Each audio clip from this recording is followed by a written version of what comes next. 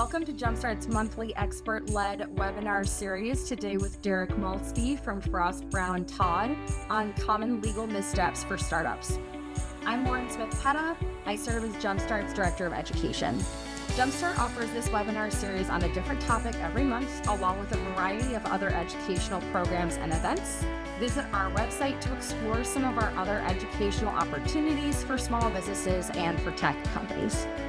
Before I introduce our presenter today, a few housekeeping items. This presentation session will be 60 to 90 minutes with time set aside for Q&A. In your toolbar, you should be able to see an important communication tool at your disposal today, the chat. Derrick may ask you to participate throughout, so please place your comments and feedback there. You're also welcome to introduce yourself at any time in the chat.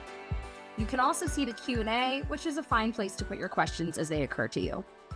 At the end of today's session and in a follow-up email, you'll receive a brief survey. It really is brief, I promise. We appreciate your feedback. It allows us to continue to bring in wonderful experts and entrepreneurs to teach valuable lessons. All right, without further ado, allow me to introduce our presenting subject matter expert today from Frost Brown Todd. Derrick is a senior associate practicing with Frost Brown Todd's private equity practice group. Derrick serves as a business advisor and corporate transactional lawyer to startups, small to mid-sized businesses, and Fortune 500 company or Fortune 50 companies, even more impressive. Derrick's clients range from across multiple sectors, including technology, commercial retail, restaurants, real estate development, private equity, venture capital, nonprofits, and sports and entertainment. So I'd imagine everyone in the room today is covered. I'm delighted to have Derrick today to help all the tech companies on the call avoid common legal missteps. Derrick, welcome. Thank you, Lauren. Really appreciate it. And hello, everybody. These talks are always difficult for me because it's like I'm just staring at myself and talking to myself, and I don't get to see you all. So bear with me if I seem awkward at any given point. I just, at a certain point, don't like looking at myself and talking to myself. But that being said, really today, we're going to take a high level and broad view of some of the things that I just think are important that founders and potential founders should know. So that way you all can be placed, in a better situation to understand, assess, and evaluate the risks that you are facing and make better judgment calls about your venture, about your business, whatever it may be. As Lauren said, I am a corporate transactional attorney at Frost Brown Todd, which is an Ohio-based law firm with our headquarters in Cincinnati. I work out of actually our Pittsburgh office. My tie to Cleveland, the Cleveland area in Ohio, is mostly based on my proximity to the Ohio area and my love for the Cleveland Cavaliers. So I spend a lot of time in Cleveland. I'll actually be there most of next week and weekend for a Guardians game and some other sporting events and things like that. So, happy to always make myself available to anybody who has questions offline, things like that. At the end of this, you'll see my email and things like that and contact information. So don't hesitate to reach out. Another kind of housekeeping item to go over is through this presentation, I'm big on just, making it more conversational. Obviously, that is a little bit more difficult to do when you all can't talk back at me or raise your hand or anything like that. So, let's use, instead of the Q&A, let's use the chat to make comments, to make conversation. I'll kind of just have that up as I go. That way I'll be able to monitor it, give feedback to it and make this maybe a little bit more conversational. If anybody has anything, they can raise, you all can raise your hands and be unmuted. So if you want to, if you want to put it in the chat, put it in the chat. If you want to talk about it, you can raise your hand and be unmuted. But please feel free to do that as we go, and we will have a Q&A period at the end. But if we can keep it, if we can keep it conversational and have it kind of happen ongoing, I think that's a lot better, and everybody will enjoy it more. This talk, we have 2 hours. This talk does not need to be 2 hours. I don't think anybody wants me to talk at them for 2 hours. So we'll get through this content. Stop me if you would like. And, if there's any questions at the end, we'll go over them. But without further ado, let's kind of just get into it. I'm going to share my screen.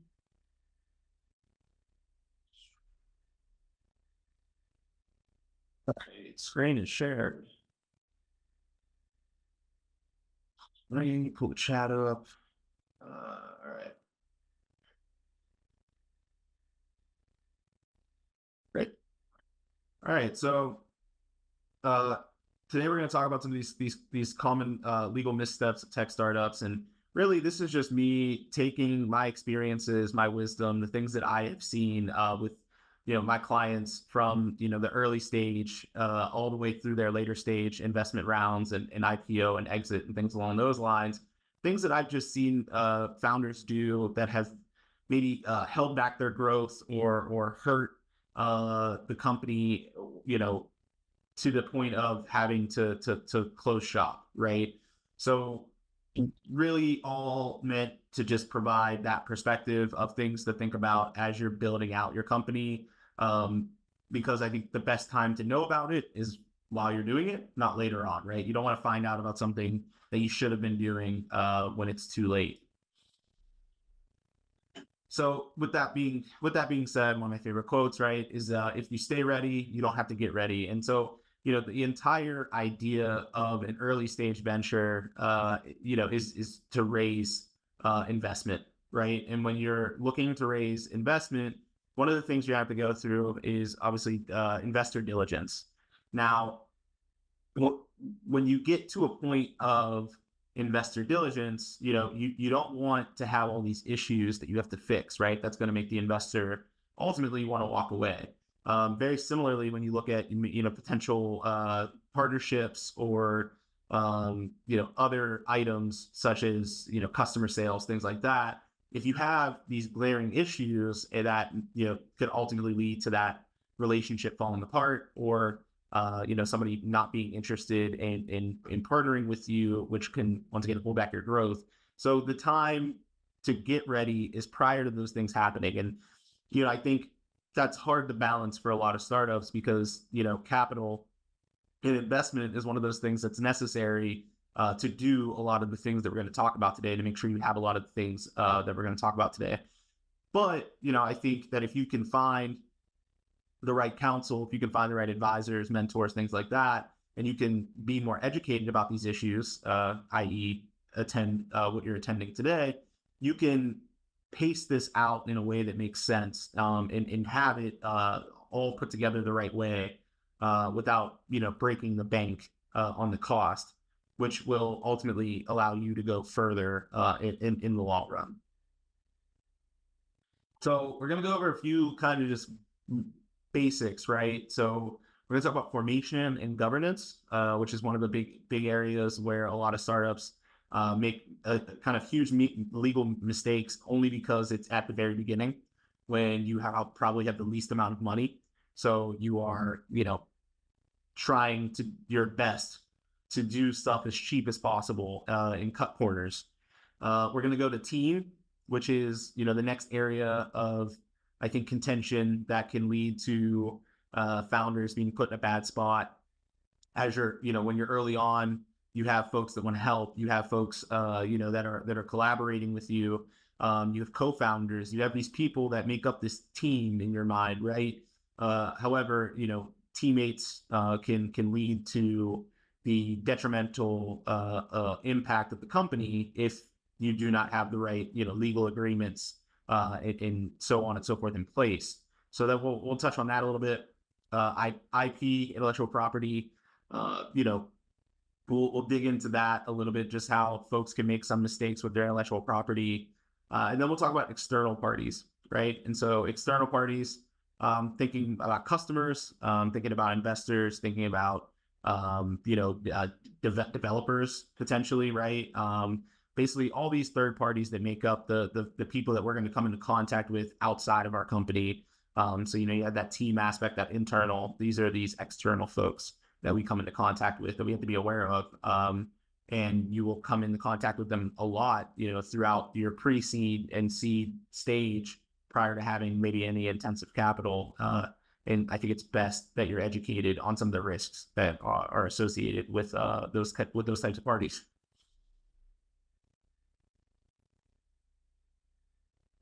All right, so we've done the formation of corporate governance. So one of the things that I will start this out by saying is, for an early stage company, that walks into my office and they say, I have this idea and I want to build this company around this idea. One of the first things that I have to do is I have to try to assess and understand what their ultimate outcome and goal is, right? I say that to say there are early stage ventures that are venture backable, and the founders want this to be venture backed. But there are also startups and early stage ventures that have potentially no interest in raising venture capital money, and may actually be maybe something that is more of a social good enterprise, maybe something that is looking to impact a nonprofit space or health and wellness space, where there are other funding routes that might be possible, right? Grant funding, specific government contracts that you can get pretty early on, so on and so forth. And I say that it is important to assess and understand that, because there's a decision that you're going to make right off the bat about your company that could, already put you a step behind. And that is, what legal entity are you going to form? So for the purposes of this call, we're just going to talk about C Corps and LLCs, limited liability companies. As some of you may know, if you are looking to be a venture-backed company, the entity choice that is industry standard is the Delaware C Corp, right? So you want to be a corporation, formed and situated in Delaware. Now, your principal place of business, your headquarters, right, will be where you are. So for folks on this call, maybe somewhere in Ohio, but you will be a Delaware C Corp, authorized to do business in Ohio. That is the industry standard. That is, from a practical standpoint, industry standard for a few reasons. So you have the fact that Delaware has a well-situated and company, well-situated, well-expanded, well-litigated, expansive, company-friendly set of laws that exist. You have the fact that it is easier to, potentially IPO a Delaware C Corp than other corporations. You also have the fact that if you are an investor and you're investing in hundreds of businesses each year, you want the laws that you are being bound by to be the same across the board, so you don't have to jump around different jurisdictions and things like that. So that's another practical element of why this is the industry standard. And then there's tax benefits and all types of other things that we're not going to go into because they don't matter at this point in time. But that is the answer, right? If raising venture capital money is not important to you, then that opens up the opportunity for you to potentially start, a limited liability company, or so an Ohio LLC in this case, or a corporation maybe in another state, if that's what you would like, right? So it opens up the opportunity to go away from the industry standard of raising venture capital money. What happens a lot to early stage companies is they are looking for legal help, and they find, a business lawyer, right? And what a business lawyer would say is, you want to start this startup company, this small business. The cheapest and most effective way for you to do that is to start an LLC, right? That is because they don't have the perspective of understanding that when you go to raise venture capital money, that venture capital firm, that investor, potentially an accelerator, whomever is going to say to you, I love your idea, love what you're doing. We can't invest in you unless you convert into a Delaware C Corp. So what ends up happening is you end up in a mad dash trying to get converted into the Delaware C Corp from the LLC. And so that is something to just be mindful of as you're on your journey of what you need to do. And if you are already an LLC, it is okay. You can convert to a Delaware C Corp. It's just nice to be able to avoid sort of double filing costs, right? You spent the money on setting up the LLC only to find out you have to spend more money to, raise, to convert and then to raise. Got a question from Robert Schmidt. Ohio is also corporate friendly. Going to Delaware adds costs, particularly if you get into litigation. Please compare and contrast incorporating in Delaware versus Ohio. Yeah, so I mean, great question. I don't know if I can necessarily on the spot, off the top of my head, compare and contrast the regulatory and the statute aspect of incorporating in Delaware versus Ohio. What I'll say is, if you are, and we convert Ohio, LLCs and corporations to Delaware LLCs and corporations all the time, right? That's probably one of the most asked things that we do. One of the most asked things that we get to do, right? So the reason for that is ultimately is people are going to do what the capital wants them to do. And so if you are looking to raise, large scale venture capital money, a VC firm might be comfortable with you being an Ohio corporation. However, the standard and like the industry standard is going to be the Delaware C Corp. Totally understand it, might add to the costs. I get the idea of the litigation piece. Now there's things you can do around litigation that will curb that. So for instance, in all of your, governance documents, in all of your contracts, you can have Delaware law be applicable, but have venue be in the Ohio courts. So that way you don't have to, add specific litigation costs in terms of traveling to Delaware or, appearing in Delaware. You can still, appear in a county in Ohio.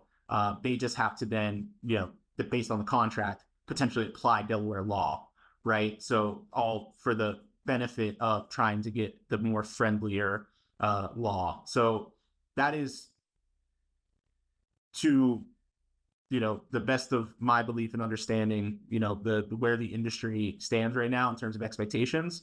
But there are always exceptions to that, right? There are plenty of venture-backed companies that were exciting enough, right, and had enough of a value proposition to get folks to invest in them while being incorporated elsewhere. But the broad and vast majority of venture-backed companies are going to be Delaware C Corps at this point in time, right? And that could also change. I know that Montana and Wyoming are making great pushes to be more corporate friendly and to try to get more folks to incorporate in those states. So maybe there will be a shift over the next several years, and that is something that I'll continue to monitor. But as of right now, my advice to all of my clients who are looking to go across the country and raise from different VC firms and groups is the expectation foremost. And I get asked by VC firms to convert companies that they want to invest in all the time is to be Delaware C Corps. Is being a Delaware C Corp going to jeopardize your relationship with JumpStart because we are no longer an Ohio company? So I don't believe so, and I can't answer this specifically for JumpStart. I don't believe so. What I'll say is that I've seen this with a few accelerators and a few different programs before. Specifically, in Pittsburgh, we have a organization called Innovation Works, which is very similar to JumpStart in Cleveland. So yeah, you're a Delaware C Corp, but you're based in Ohio. So you are still an Ohio company. So you will have, your authorized to do business in Ohio, and you will have a presence in Ohio, which does open you up to obviously paying taxes for the business that you do in Ohio, as well as taxes in Delaware, which comes back to, I think, Robert's point of some of the cost that is added by being a Delaware C Corp, but that's unfortunately just, I guess, a part of the game of venture is, you have to pay some of these additional costs to play that game. And, some folks ride out the LLC as long as they possibly can to keep costs down. And then once they're faced with the decision to convert to a Delaware C Corp, they do that, right? And there's nothing wrong with that. it just could potentially cause you to lose out on an opportunity if that opportunity is not willing to wait for you to go through the conversion process, which goes into Jeffrey's question on cost and timeline from converting from an Ohio LLC to a Delaware C Corp. And what I'll say is timeline's going to be, I don't know, somewhere between, I'm in a conversion right now, somewhere between, I'd say 7 and 10 days is what we're probably seeing right now, depending on how busy some of my paralegals are and are able to draft all the necessary conversion documents and then all the necessary filings for Delaware as well. There's a few things that go into it. You have to file a plan of conversion with the state of Ohio. You have to file your incorporation documents with Delaware. You have to get together the new governance documents, everything like that. But you're looking at a week and a half max to get that done. From a cost standpoint, we're typically flat rating that at $2,500 plus filing fees is the cost that we're going to typically come in at for that. So you'll cover your filing fees, all the document drafting and things like that will be associated with that $2,500 number. And then Lauren confirmed that, yeah, I was right. So you can be incorporated in Delaware as long as you have that, Ohio presence and basis, with your principal headquarters. Incredible.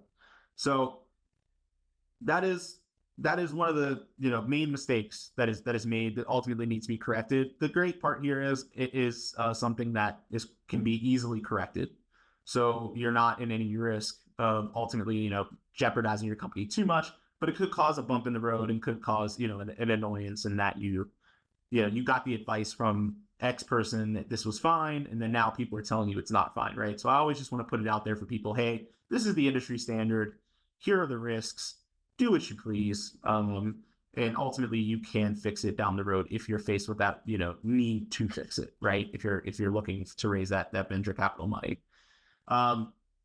Another mistake that I think can be made here is folks, whether it's an LLC or a corporation, once again, trying to bootstrap, trying to keep costs down, folks will do this stuff themselves, which, some people can, some people can't.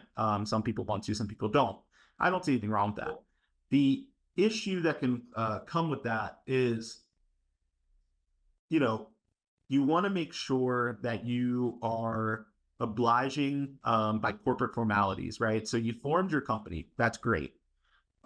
You exist. However, in forming your company, you also need to have the governance of your company. And so if you're creating a limited liability company, an LLC, that is your operating agreement, right? That's sort of the charter document for your company.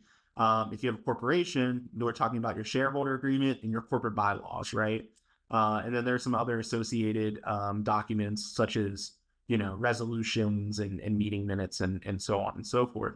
These things are important to have because one, it shows, especially if you have co-founders, because it shows that there is the proper governance and observation of corporate formalities. This is important because one of the main reasons you're creating a company is to have the asset protection, that limited liability protection, right?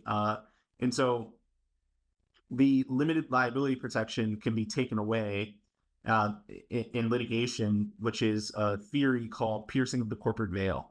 And one of the ways that you can pierce the corporate veil is somebody can make the argument that you're not a real company because you do not oblige by corporate formalities. And one of the main ways to do that is not having governance documents, right? So you never created your governance documents. You have, you just have this entity that's created with nothing else behind it. So I always urge folks to just, create those governance documents, whether you have a lawyer draft them or whether you rip them off the internet and do it yourself if you would like. That is something that you should do. Now, to the point of ripping it off the internet, if that is something you would like, that is where the next issue with governance documents comes in place, especially if you have co-founders, you have investors, you have folks that are also involved in the company. You run a major risk of that document having to be tested someday, right? So, you want to make sure that these governance documents fit your company, fit your goals, and say what you want, and say not just what you want them to say, but say the practical aspect of what the company is doing, right? So that is something that does, I think, require some counseling, right? And whether you do that right at the outright, or you do that at a later stage and point in time when you're ready to add people to the company and things like that, right? Like, much easier to not worry about that risk when you are a solo founder. But when you start taking on investment, right, and people are going to start reading these documents, or, signing joinders to these documents, it is very important that they are appropriate and give you the right power, especially because the governance documents, are where a lot of the ability to potentially, remove officers, to sell off shares, to buy shares, things like that. That's where these things exist, right? So it's really important to make sure that they say what you want them to say, because I know a lot of folks' concerns, obviously, is, oh, is my board someday going to remove me, or is somebody going to be able to take over my company, things like that, right? And these are all items that can be addressed in those governance documents to make sure that not just you're protected, but the company is protected in the long run, at least at the outset, right? These things can also always be amended, so keep in mind they can always be amended. Do you need these documents if you are a solo entrepreneur? Would it be good to have just in case you want to add owners? So if you're a solo entrepreneur, there's two practical aspects to this, right? So there is an operating agreement that's called a sole member operating agreement that's much more stripped down. I always just recommend, if you're running an LLC and you're a solo entrepreneur, to just have that stripped down sole member operating agreement for the corporate formalities and kind of obligations standpoint. If you are a sole entrepreneur who is running a venture-backed company, it's important to have these documents, because these documents are going to be very vital to a diligence process, right? So if you're looking to take on investment, your investors are going to want to make sure that you have all these documents in place, right? And they're signed and have all the appropriate provisions and things like that, because likely your investor is one day going to have to also be bound to these documents in one way or another, potentially. So yeah, I'd say they're important regardless, and you should have them. But depending on your situation, depending on what it looks like, you might be able to have a lesser version of them, just depending on the circumstances. All right, so that's kind of covers the entity choice and the governance piece. We'll move on to team. Another quote that I just really like, that I think always hits on my view of team and of growing a team as a company, is a Lauryn Hill quote. How you going to win when you ain't right within it, right? And so one of the things that I do a lot, I represent a lot of founders, a lot of early stage and later stage tech companies. I represent a lot of venture capital funds as well. One of the main things that I do in my representation of venture capital funds is due diligence of the companies that they're going to invest in. So I represent, a half dozen seed funds across the country, and a few larger pre-seed funds. And without a doubt, one of the first places that I look is I look at where I ask for a list of all the folks involved in the company. Now, I do this because I want to know who has had access to the confidential information of this company, who potentially thinks they have equity in this company, or thinks that they have some level of ownership over this company, and who thinks that they're owed something by this company, right? I want to understand that. And then I want to go into the data room, and I want to see the agreement that the company has in place with this person. My major red flag that will always lead me to say no to investing in a company is that they have no agreement in place with somebody who is, considered a team member in some regard, of this company, right? So they could be an independent contractor, they could be a quote unquote employee, they could be a co-founder, whatever their title or role is, mentor, advisor, whatever. If they have had access to the company's, intellectual property, confidential information in any which way, and have no agreement in place, that is a red flag, right? Because that means that information is at risk.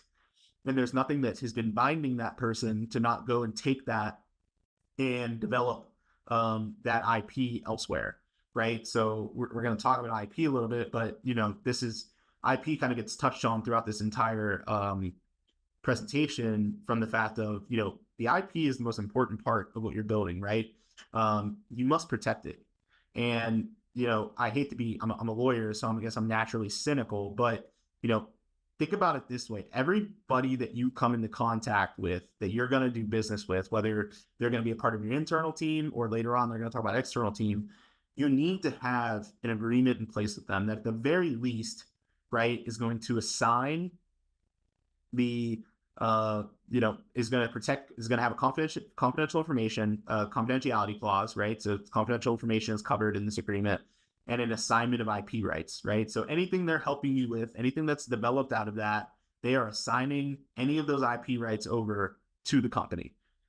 It's just so important to make sure that you have that and to make sure that that's covered, because you're adding to the risk profile of your company when you don't have those things. And ultimately that could lead to you not raising money. That could lead to somebody opening, even folks on this call who don't want to raise money someday, that could lead to somebody developing out the same concept as you, and you having really no power to be able to stop them from doing that, right? So that's one of the things. There's kind of two contexts in which I guess you can have team members, multiple contexts, but two contexts where you have team members, right? So you have the employee concept, which most early stage companies are not going to be hiring employees, right? For many reasons. One of them being the lack of capital to pay such employees, right? So the category that you usually have people is folks receiving equity or doing project-based work, right? So I'll pay you this small amount of money for this project. In either regard, that person's considered most likely an independent contractor. And so when you're entering into those agreements, you want to make sure that you will have covered within those agreements, if they're receiving equity, you need to have some level of a restricted stock purchase agreement, right? So, you're receiving this stock in exchange for these services that you're going to provide. In addition to that, what you want to make sure that you have anytime you're giving equity away is a vesting schedule. And so a vesting schedule is going to flatly lay out that, you receive your equity vested over time or through benchmarks, right? So if the idea is that this person's getting equity for a very specific project, upon receiving the deliverables, you vest your equity, right? If it's ongoing support, so like, let's say you're bringing somebody on as your fractional chief technical officer or your fractional chief financial officer, and you're going to give them 7% of the company, and it's going to be ongoing support. The standard here, and this is also the standard for founders. So you founders, co-founders, you also should have a vesting schedule. And that vesting schedule that is industry standard is going to be a 4-year vesting schedule with a 1-year cliff. What that means is from the time that you sign your restricted stock purchase agreement, that date, and on the anniversary of that date, of the effective date, you receive your first piece of vesting, right? So a standard kind of thing would be 25%. You get 25% of the equity that you were promised. Over the next 3 years, you will then vest the remaining 75% of what you were promised, right? And that can be done, either in annual chunks, that can be done in quarterly chunks, that can be done in monthly chunks. It's completely up to the company. What is most standard is monthly kind of vesting over. So basically 1/36th each month over the remaining 3 years. And that has a lot of long-term sort of implications that are great for the company. And this is one of the company killers. So when you give equity away, and you give equity away straight up to somebody, and they don't provide the value that they said they would provide, you are put in a very tough position. And this happens a lot with co-founders. So co-founders oftentimes don't put themselves on vesting schedules, and they just have the equity, right? So you have four co-founders, each have, I don't know, let's call it 20% of the company, and they left 20% of the company in treasury stock with the company to give away to others, right, to help them build out the company. You have a co-founder decide that their life circumstances have changed and they're no longer interested in building out this thing. And they just start to not do anything, right? You're obviously frustrated, as the other co-founders are frustrated, and you need to figure out a way to potentially, get that equity back, because now that's just dead on your cap table, right? You have a dead 20% doing nothing on your cap table. And every investor that wants to invest in you is going to ask about that 20%, right? That's a big number. Who is this person? They're not involved in the company. Who are they? And then you have to tell the story about how they were a co-founder and they left and so on and so forth, right? So, what ends up happening 9 times out of 10 is you try to then claw that back, right? And if they had no vesting schedule, they're fully vested, you go to buy it back. Well, unfortunately, what usually happens is they are unreasonable in how much they think the value of that equity is, right? And so what I've had happen is people ask for, 50,000, 100,000. I've had somebody ask for, $500,000 for their equity, right? And that is difficult to obviously deal with when somebody's being unreasonable in that way, because you don't have the access to that capital, right? And that just is going to lead to, issues in you fundraising, issues in you moving forward. And, we can try to work that out with them. It works out in various different situations. But if it does not work out, what ultimately might end up happening is the company dying, right? So it's important to have these vesting schedules, because in this instance, let's say same thing happened. Individual decides, circumstances changed a year and a half in. Well, they've only vested, at that point, maybe 27, 30% of their full, amount due to them, right? So instead of having 25% of the company, they now have a much smaller portion of the company that is, one, much more appetizing to say to investors, like, oh, they were an early co-founder, they ended up moving away, they have this 7 or 8% of the company that we've decided was appropriate for them to hold on to. Also, if you do want to buy it back, you're buying back a much smaller portion, right? They have much less leverage in that conversation with that smaller piece. So that's something else to just keep in mind, where it saves companies all the time. And I've had, hundreds of instances where within the first year of signing that document, somebody's circumstances change. They're no longer being effective. They're no longer being helpful. They want to walk away from the venture. And ultimately the venture, right, they never vested. They never hit their annual date. They never received their equity, right? That year period has not, passed yet. And that saves the company obviously a ton. So very important vesting schedules for the company's protection to have. And for co-founders that are worried, or for founders that are worried about having one in their own, and even for people that you're trying to bring on that are worried about it, well, what if we sell the company in the first 2 years? I won't be able to benefit.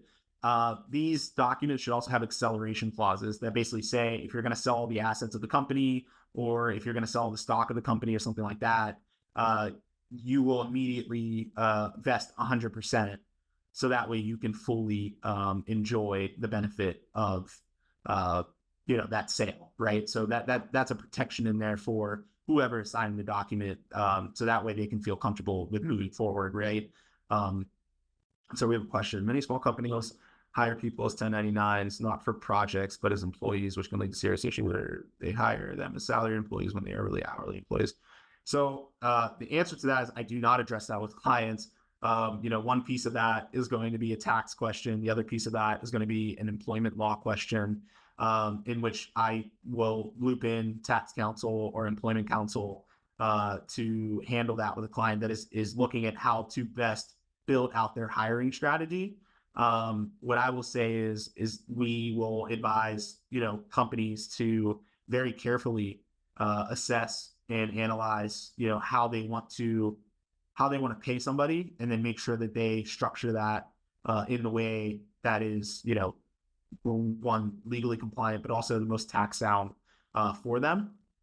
And then we also make sure they're always advising with their accountant, their company accountant as well, to make sure they're not making any mistakes, because we are not accountants. So we want to make sure that they're always advising with their accountants on some of these decisions that have, I think, major tax implications.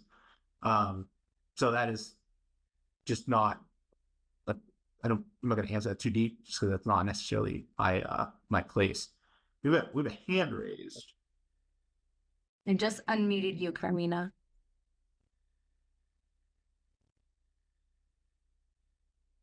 Carmina?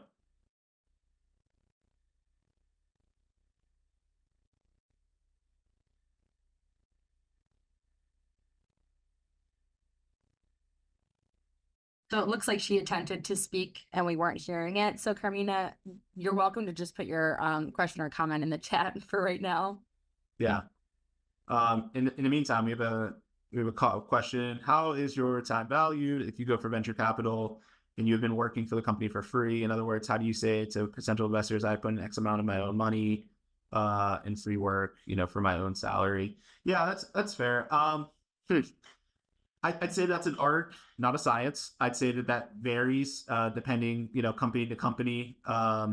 And ultimately, I've had clients take very high salaries, and later on investors call them out on it. So, I have a client that the CEO pays themselves, I think, for like $450,000 a year. That being said, they also have revenue, right? So they have a launch product, they have revenue. The revenue is north of 7 figures a year. So they felt comfortable defending what they were paying themselves, right? So I think, in terms of your value, that is an art that you are going to have to sort of come up with and look at what's reasonable for the company when you start to look at paying yourself back. That all being said, the equity you have in the company as a founder is also a big piece of that, right? So, when you do ultimately raise later on and make money, you will be in a position, to, hopefully make a significant dollar amount that goes to the investment of all the free time over the years. And that's, a part of the venture kind of game a little bit, right? Of the risk of doing it. If it was easy, everybody would do it. And it's definitely not easy. And my head is always off to everybody. So invested 100K because I've worked with the company for free for the past 5 months. Where I mean, yeah, for sure. But like, I guess it's like, they're not necessarily like, if they're coming to you and you own a major portion of the company, right? Like you're like a major investor of the company with your time, right? Founders are receiving such great equity because of the time investment, that sweat equity investment that they're making. So that's why you have such a great portion of the company. And then once you get to a place of you raised a good amount of money, maybe you're starting to launch a product and you want to draw a salary, that is something that you can start to look at and think about. And that's something that, you might even have conversations with some of your major investors about, like, hey, I think it's appropriate that I start, taking a bigger salary or bigger draw or whatever. This is what I'm thinking. Do you think that's appropriate? Depends on industry, depends on a lot of things, different variables like that. The other thing that I've seen companies do is companies will some founders will basically make an investment into the company, like cash investment or like a loan.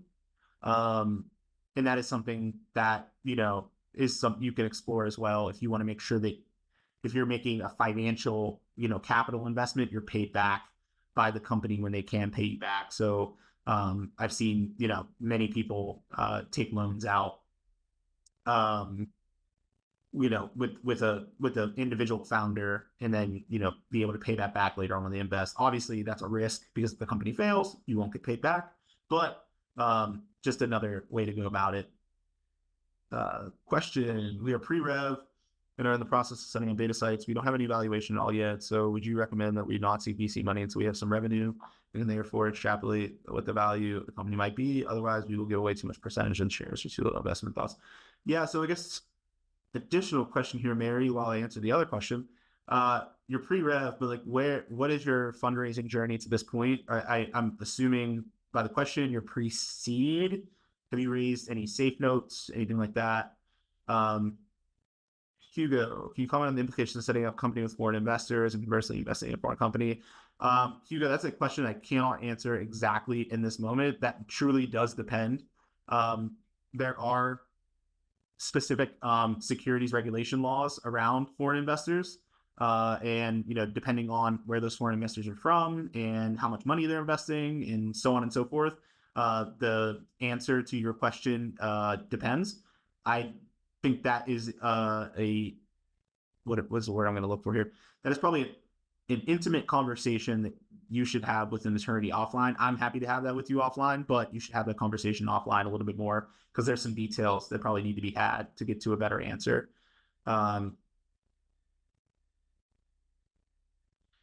Yeah, Sasha. So yeah, you could technically invest into the company dollars and then get paid back later on those dollars, depending on how you want to approach it. Right? There's different ways to go about it.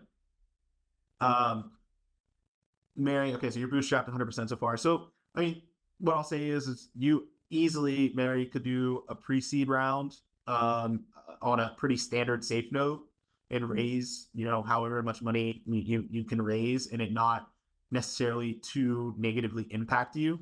Now the safe note is starting to, potentially change, right? In terms of some of the terms and things. However, I do believe that where you're at, there would be no problem with you raising, $500,000, to $1 million in a pre-seed on safe notes, if you would like, and I think that could go to increasing your opportunity of having a higher valuation later on, because if that can get you to the point that you need to be. So the other piece of this is the name of the game is obviously only take the money you need. You don't need to just take money for the sake of taking money. So if you feel as if as a bootstrap company, you do not need to raise money, then don't raise money. If you feel that raising $500,000 or $1 million is going to get you closer to success in your goal, then raise that money, right? So I think it depends on the circumstances quite a bit. Hugo, stand by, foreign investors, like I said, there's some details for securities regulatory purposes, that would just need to be kind of, I guess, talked about to give you a specific answer. But once again, I'm happy to sort of do that offline. Okay, so the other aspect of the team thing, and the other killer is the proprietary rights agreement. So IP assignments and confidentiality obligations are very important. Again, I mentioned it earlier. Just keep in mind, if you have independent contractors, if you have advisors, if you have co-founders, if you have people, everybody should have signed an IP assignment and a confidentiality agreement, right? The long form one that is sort of that most folks will sign is a proprietary rights agreement. And this just makes sure that everything you are doing in furtherance of the company is confidential and is owned by the company, right? And that is just necessary because you don't want somebody to have rights. Once again, go back to our co-founder whose circumstances changed and didn't want to be involved in the company anymore. What adds leverage to them is that if they have not signed an IP assignment, right? So not only do they own 25% of the company, they also own pieces of the IP that's been developed, right? Free and clear. And, that is a huge red flag and risk because they can come back later on and obviously litigate and cause, some major issues for the company, and investors are going to be scared about that. So keep that in mind. Really, really important to have those things for our internal teams, right? So IP, I already kind of practically went through, the governance documents and the employee contracts, things like that, independent contractors. We want these IP assignments. We want to make sure that the IP is owned by the company. We want to make sure that we have confidentiality provisions throughout these contracts.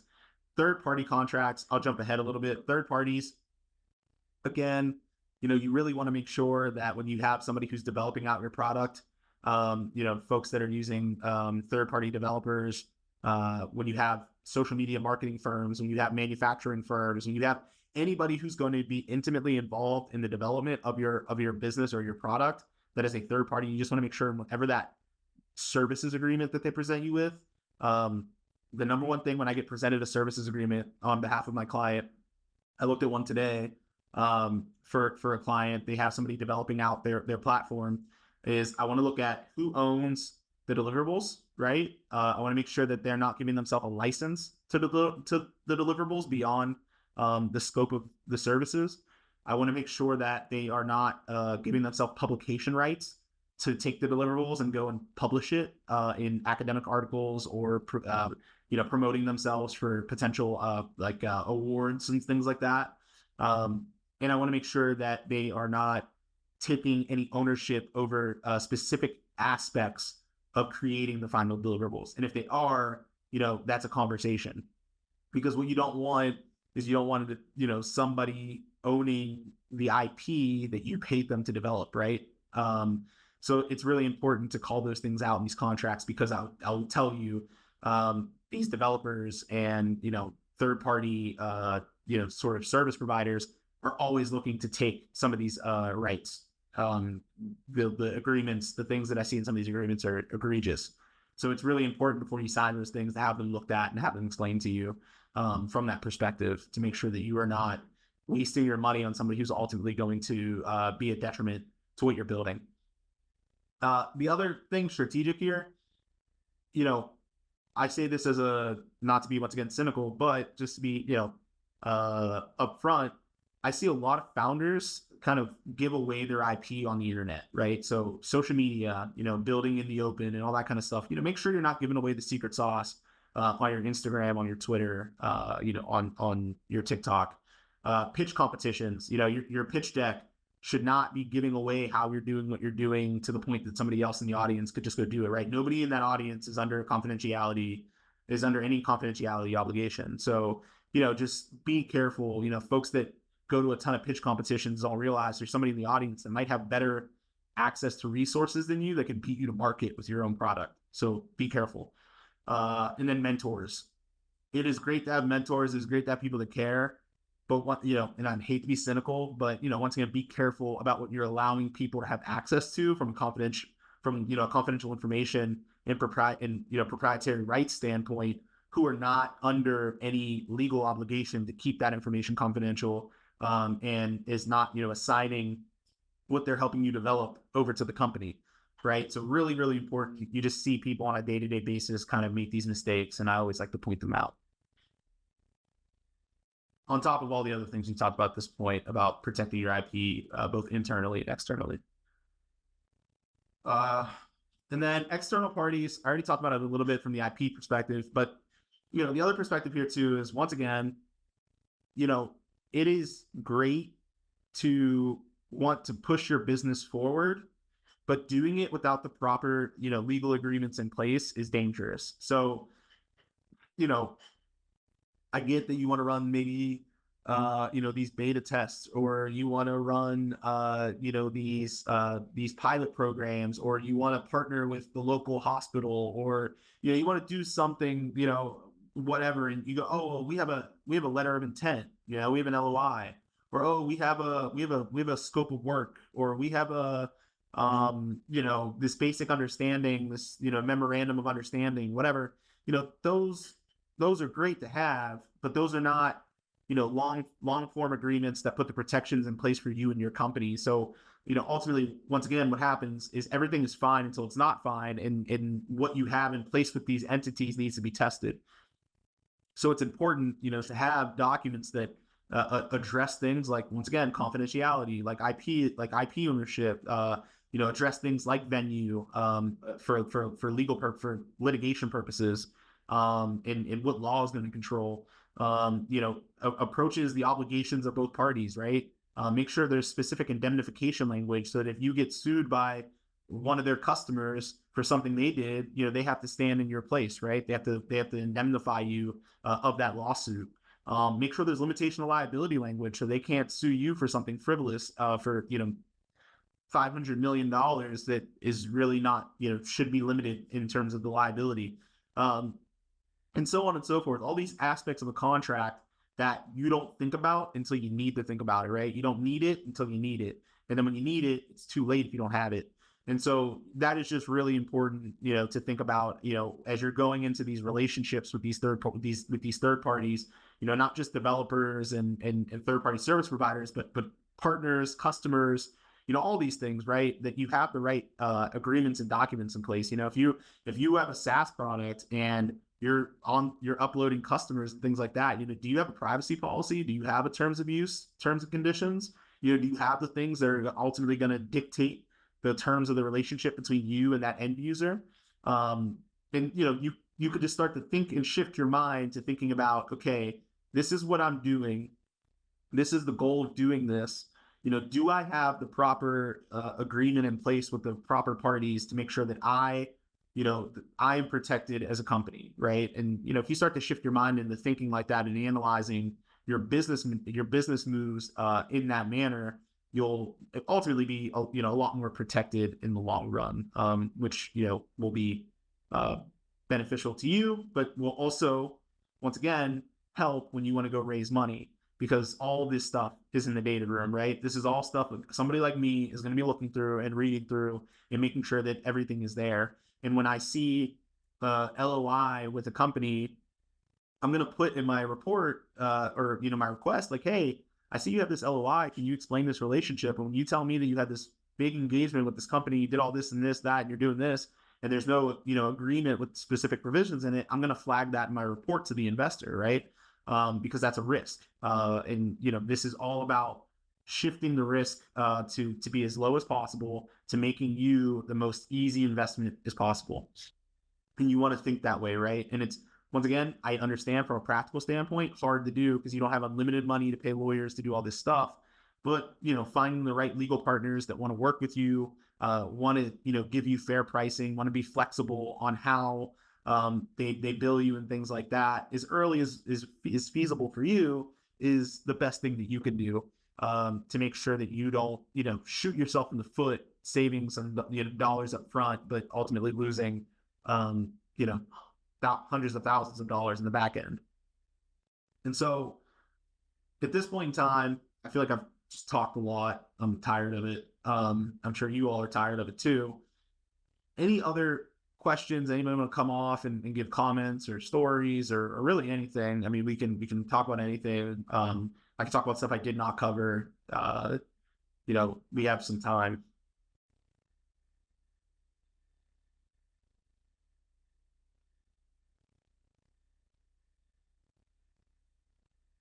Yeah, no, it's a good question. I think either, Tom, is fine. I even know that some folks will go with a combo of both. So I think it just depends. And I don't think that's necessarily there's like not necessarily a bad thing, right? Like one's not more beneficial than the other. In my opinion, I think it's just depends on the situation and the circumstances for the specific company. And also what the investors want as well, is to keep that in mind, right? Like somebody who's going to make the investment might want something specific. So you just kind of have to ride with that a little bit sometimes as well. Have a question in Q&A. So it's clear we need lawyers and not just ChatGPT or LegalZoom. What should we look for in a lawyer? How do we find ones that would be a good fit for early startups, pre-seed, pre-formation, etc.? Yeah. So, I mean, that is a $1 million question. I think what I would say to everybody is you have to find the right fit for you. And the only way you find the right fit for you is very similar, like, anything else you do, right? When you go to buy a car, when you go to buy clothes, when you go to find a doctor, right? Like, you usually trust your gut a little bit on what feels good, what feels right, what you like, what you don't like. You try, especially when you're buying a car, right? You try out a few cars maybe, see which one feels the best for you. So I think, meeting with multiple lawyers, right? Getting recommendations. So going to trusted people you trust. JumpStart is one of those organizations that I think you all probably trust. Going to the organization and asking, hey, like, what what legal partners would you recommend I talk to, right? Getting a few names, right? And then meeting with those people and asking questions about pricing and how they're going to charge you and all that kind of stuff, and asking about experiences. I've had people ask to talk to some of my current clients, right? After we've had meetings, and I've connected them with some of my current clients, specifically try to get them with ones that are similar to them in stage and in the industry, and that way they can talk, my clients can talk about the experiences they have working with me. I think that that's the best way possible for you to feel confident and comfortable moving forward. So you get it, get trusted referrals, and then take those referrals and meet with those people and see who you feel the most comfortable with. And then the other thing to remember is you can always fire your lawyer. If it's not working, move on, find something that is going to work, right? People stick around with their, with service providers for way too long all the time when they're unhappy, just because, they're afraid to cut those ties. But you are the master of the relationship between, me and you, right? If you're my client, I'm listening and doing what you're telling me, and I'm advising you and counseling you and doing my best to help you be successful. And if your lawyer's not looking at it that way, then they're probably a bad fit for a startup, because you need the attention and care to help you build what you're going to build, in patience and education, right? They need to be educating you. They need to be explaining to you why they're going to do certain things and why they're putting certain documents in place, because that makes you a better founder, because then you're able to understand it more and learn about the process along the way. So I guess that'd be my advice on finding a good lawyer. Give a bundle program for startups, early stage companies, get their basic documents. They would need a discount for like NDAs, C Corp corporations. So we don't have a bundle program, but we do like a lot of flat rate pricing. And we also have the ability, depending on the startup situation. So I'm big on, my thesis in life is one size does not fit all, right? I think that things need to be able to fit to specific circumstances and situations. And, while I don't cost no money, I cost money, I want to be as flexible as possible to help startups be successful. And so, coming up with flat rate, low end flat rate pricing was one of those things that we tried to do. Coming up with flexible payment options is one of those things we tried to do. And, we just continue to try to counsel and do things the right way. I always say that one of the things I do that's unique is I don't charge for phone calls, right? So if, one of my clients wants to talk for 10, 15 minutes or something like that, I want them to do that without having the fear of receiving a $120 bill or $200 bill or something like that, right? Like a lot of lawyers might do. So there are little things that we do to just try to make ourselves, as we say, startup friendly, and a place where startups feel like they can have long-term legal representation, because we can represent folks at the early stage. We can also represent folks at that later stage, because we have that ability and bandwidth to do so, and the experience to do so. I hope that answered your question. Oops. Are you accepting new clients? That's a great question. I'm always accepting new clients. Yeah, absolutely. I think it goes back to, everybody on this call, I want to be a resource. I'm here to help. My information is obviously up on the screen right now, my email. I'm happy to give 30 minutes to an hour to anybody, just getting to know you, getting to hear about your company, and then offering you what I think I can help your company with, and how I can add value to your company. That is ultimately my goal as a lawyer, is just to make sure that I'm able to add value to you and what you're doing to help you build and grow. So, 100% always accepting new clients. I'm on a venture team. All we do is work with venture-backed companies and venture capital funds. There's 25 of us on this team. So I have a great team around me and behind me. We're a multi-focused team. So I do, mostly corporate fundraising, deal work, day-to-day operations, outside general counsel type work. But we have folks on this team that do just employment, do just immigration, do just like high level fundraising deal work, do, just IP, patents, trademarks, so on and so forth. Right. So like we have this team that allows for us to be efficient, allows for us to service our clients in every aspect. So I'm not alone. It's not just you won't be getting just me, but I will be, sort of the person that is your contact, the person that you come to help solve your problems. And I'm able to loop in, other folks as needed that will be able to get things done in that efficient and effective manner that we've been talking about. So, like I said, happy to give it 30 minutes to an hour to anybody for, free of charge to spend that time together and see how we might be able to work together. And that is, a pleasure to do that. Even if we don't end up doing business together immediately, I think it always ends up beneficial to just get to know one another. And maybe there's a connection I can make, that will help get your business a little bit farther. Eric, thank you so much for that generous offer. That's a surprise to me as well. So I really, really appreciate you making that available. We actually have a good question that I think is sort of a cherry on top of the conversation, which was for someone who is new to this space, where would you recommend a newbie getting started on learning? Yeah, for sure. So, I mean, there's so many resources out there, right? You all are here because of a major resource in your own community being JumpStart. So, my hat's off to JumpStart and all the work that they do to educate and to uplift founders and get you all farther along. I'd say that one of the best pieces of advice I ever got was like use social media as a tool, right? There are so many different folks that you can follow on LinkedIn and Twitter that will give you insights and perspectives in real time of how the industry is changing, right? So really, try to tap into those networks, follow venture capital firms and the specific VCs on social media, see what they're talking about. They share so much information about their deal flow, about what they're looking for. Sometimes they even have calls for, founders to invest, right? To invest in, where they're saying people, hey, reach out. We're looking to deploy this capital.